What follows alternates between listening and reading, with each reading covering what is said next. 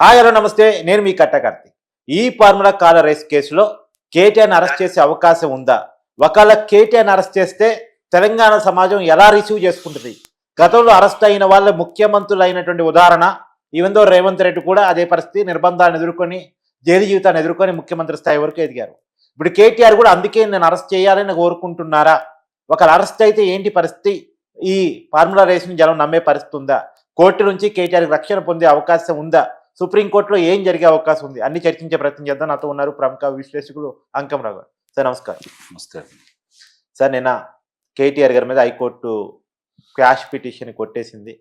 రేపు ఏసీబీ విచారణకి కేటీఆర్ వెళ్లాల్సి ఉంది. ఇవాళ కూడా హైకోర్టును మరోసారి అప్రోచ్ అయ్యాడు. లాయర్లతో కలిసి వెళ్తాను, నాకు పర్మిషన్ ఇవ్వండి అని చెప్పేసి. అది కాక సుప్రీంకోర్టులో కూడా పిటిషన్ దాఖలు చేసుకుని ఉన్నాడు. హైకోర్టుకు ఏదైతే క్వాష్ పిటిషన్ కొట్టేసిందో దాన్ని ఛాలెంజ్ చేస్తూ కోర్టు నుంచి ఏమైనా రక్షణ వచ్చే అవకాశం ఉందా? రేపు కేటీఆర్ అరెస్ట్ జరిగే అవకాశం ఏ మేరకు ఉంటుందంటే? ఇక్కడ ఒకటి మాత్రం మనం గమనించుకోవాలి. గతంలో లాగా కక్షపూరితంగా చేస్తున్నారు, మా మీద ఇలా చేస్తున్నారు అని చెప్పని కేటీఆర్ గారు మాట్లాడుతున్నారు. దాంట్లో అదంతా డొల్లతనం ఉంది, దాంట్లో ఎలాంటి పసగోడే లేదు. అది చిన్న అభియోగం, దాన్ని ఆధారంగా చేసుకొని నా మీద ఇంక వేరే ఏమీ లేవు కాబట్టి ఈ విధంగా నన్ను అదుపులో తీసుకోవాలనుకుంటున్నారు, ఇది కక్ష సాధింపు చర్య అని చెప్పని ఆయన అంటున్నాడు.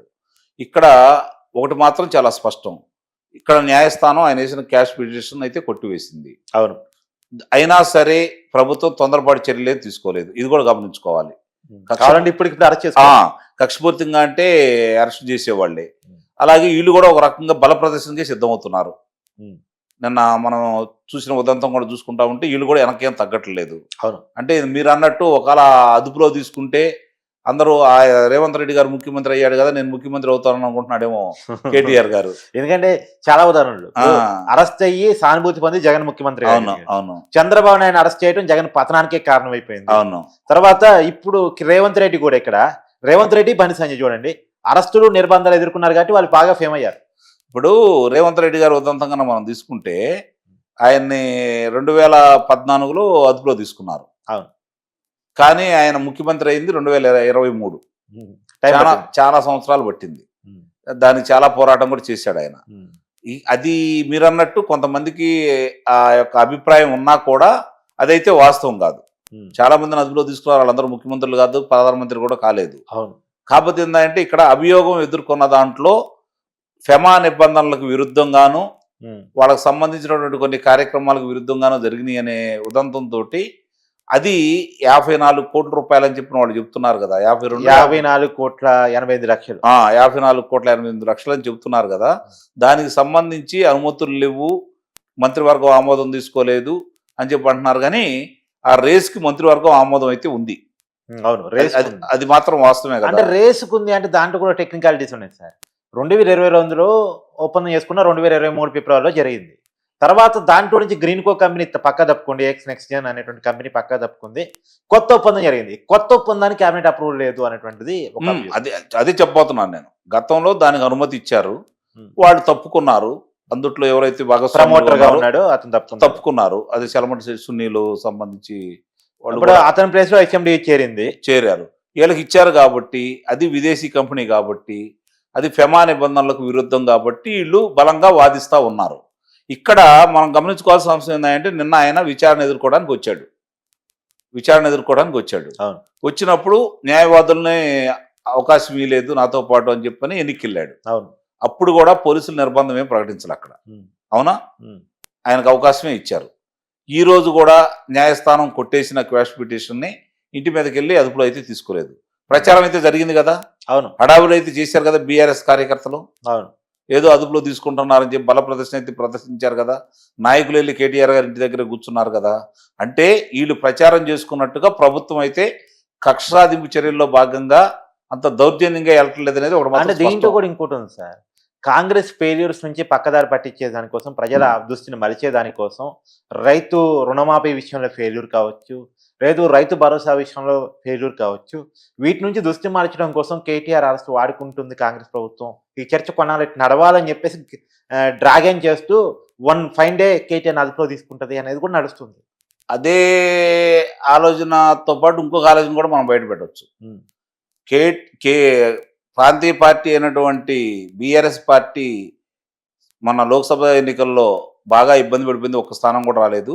గమనించుకోవాల్సిన అవసరం ఏంటంటే 1984 తర్వాత అన్న నందమూరి తారక రామారావు గారు తెలుగుదేశం పార్టీ స్థాపించిన తర్వాత తెలంగాణ గడ్డపై ప్రాంతీయ పార్టీ ప్రాతినిధ్యం లేకుండా లోక్సభ ఎన్నికలు మొన్నే జరిగింది.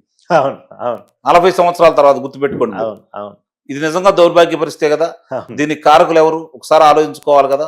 ఉమ్, కానీ ఈరోజు భారతీయ జనతా పార్టీ ప్రత్యామ్నాయం ఏంటి కాంగ్రెస్ పార్టీకి? భారతీయ జనతా పార్టీ. ఉమ్, భారతీయ జనతా పార్టీ ఇక్కడ కూడా పుంజుకొని 8 లోక్సభ స్థానాలు వచ్చినాయి కాబట్టి వాళ్ళ బలం ఎక్కడో పెరుగుతుందని చెప్పని, కావాలని చెప్పని రాజకీయ పరంగా మనం ఇలాంటి ప్రయోగాలు జరుగుతున్నాయని ఎందుకు భావించకూడదు? ఉమ్. అంటే ఈ దెబ్బతిన్నటువంటి బీఆర్ఎస్ పార్టీని మళ్ళీ పైకి లేపి ఓకే భారతీయ జనతా పార్టీ ప్రాబల్యం తగ్గించాలని చెప్పని ఆడుతున్న నాటకం అని కూడా ఎందుకు అంటే ఆలోచించుకోకూడదు? కేటీఆర్ కి మైలేజ్ రేవంత్ రెడ్డి ఇస్తున్నాడు, నిస్సందేహంగా. బీఆర్ఎస్ కి రాజకీయ ప్రాకుదల మళ్ళా రేవంత్ రెడ్డి ఇస్తున్నాడు. అంతే, అనుమానం ఏముంది దాంట్లో? అంతేనా? అంతే, అంటే బీజేపీని చెక్ పెట్టడం కోసం బీఆర్ఎస్ ని లేపుతున్నారు. నిస్సందేహంగా. ఎందుకంటే వాళ్ళు 272 నుంచి 303 స్థానాలకు వెళ్ళారు, ఉమ్, మళ్ళీ 240 స్థానాలకి తగ్గిపోయారు కదా. ఆ 240 స్థానాలు 8 స్థానాలు ఇక్కడైతే కనపడుతున్నాయి కదా. రేపు పొద్దున వీళ్ళని కొంచెం పుంజుకొని వీళ్ళు కనుక వచ్చారనుకోండి, వాళ్ళిద్దరూ చీల్చుకుంటే 16 స్థానాలు వీళ్ళు కొత్త అని ఆశపడవచ్చు కదా. ఉమ్, అట్లా ఎందుకు అనుకోకూడదు? ఉమ్. అంటే ఇక్కడ రాజకీయంగా అన్ని విధాలు ఆలోచించాలి. అవునవును అవును అవును ఆ? ఇక్కడ వాళ్ళు అన్నట్టు ఇప్పుడు గతంలో ఏం చేశాడు ఆయన? ప్రాంతీయ పార్టీలు నిర్వీర్యం చేసినందువల్ల కాంగ్రెస్ పార్టీని కావచ్చు, కాంగ్రెస్ పార్టీ నిలదొక్కుంది. తెలుగుదేశం పార్టీని అతను చేసిన తప్పుల వల్లే ఈ రోజు కాంగ్రెస్ పార్టీ ఈ పొజిషన్లో ఉందని చెప్పి ఆలోచించుకోవాలి. కానీ ఒకరు తొక్కితే తొక్కరు సార్, జనం ఎప్పుడు ఎవరిని లేపుతారో ఎవరికి తెలియదు. అదే నేను చెప్పేది. అంటే భావోద్వేగాలు వేరు కార్తీక్. ఇక్కడ జరుగుతోంది నిజంగా రాజకీయాలు, ప్రజల అవసరాలు, ప్రజలకు ఉపయోగపడే పార్టీలు ఎన్నుకోవాలి అంటే ఈరోజు భారతదేశంలో చాలా పార్టీలు అధికారంలో ఉండకూడదు. అవునా కదా? అవును. స్వతంత్రం వచ్చి ఇన్ని సంవత్సరాల తర్వాత కూడా భారతదేశానికి ఇన్ని సహజ వనరులు ఉన్నప్పుడు ఈ రాజకీయ పార్టీల నిర్వాహకం వల్ల ఇంత దౌర్భాగ్య స్థితిలో ఉన్నాం కదా. అవును. ఈరోజు మనం గొప్పగా చెప్పుకుంటున్నాం. మన ఎకానమీ చూసుకుంటా ఉంటే ప్రపంచ డాలర్తో ఏ విధంగా ఉంది? అవును. ఎందుకు ఈ దుస్థితి? ఏం తక్కువ భారతదేశానికి? చెప్పండి. అవును. ఎక్కడికి వెళ్ళి పనిచేస్తుందో ఇక్కడ వాళ్లే కదా. మనకి ఇండిపెండెన్స్ వచ్చిన నాటికి మన డాలర్ విలువ ఏంటి, అవును. మన రూపాయి విలువ ఏంటి, ఇవాళ విలువ ఏంటి? అవును. అంటే ఇది డెవలప్మెంట్ గా పెరిగినట్ట తగ్గినట్ట? బాగా ఇప్పుడు చెప్పుకున్నట్టు ఏవో సంకలు గుద్దుకోవడానికి ఏమి లేదు ఇక్కడ. మీ చిన్నప్పుడు పావలాలతో అన్ని వచ్చాయి. అవును. ఇప్పుడు పావల కాదు, రూపాయికి కూడా ఏమి రావు. రూపాయా? 100 రూపాయలు తీసుకుని వెళ్ళు, ఏమొస్తున్నాయో చెప్పు. ఏమి రావు. అదే చెప్పట, రూపాయి అనే దానికి విలువ లేదు అసలు, విలువే లేకుండా పోయింది. కాబట్టి ఇవన్నీ కూడా రాజకీయ. సరే, ఇప్పుడు అసలు టాపిక్ లోకి వస్తే, కేటీఆర్ అరెస్ట్ అయితే తెలంగాణ సమాజంలో సానుభూతిగా మారే అవకాశం ఉంటుంది అతనికి. సానుభూతి తీసుకురావాలని చెప్పి రెండు పార్టీలు ప్రయత్నం చేస్తున్నాయి. కాంగ్రెస్, బీఆర్ఎస్ కేటీఆర్ కి ఇమేజ్ పెంచుతున్నాయి, అంతేనా? నిస్సందేహంగా. ఓకే, అందుట్లో అనుమానం అయితే ఏం లేదు. Okay, thanks.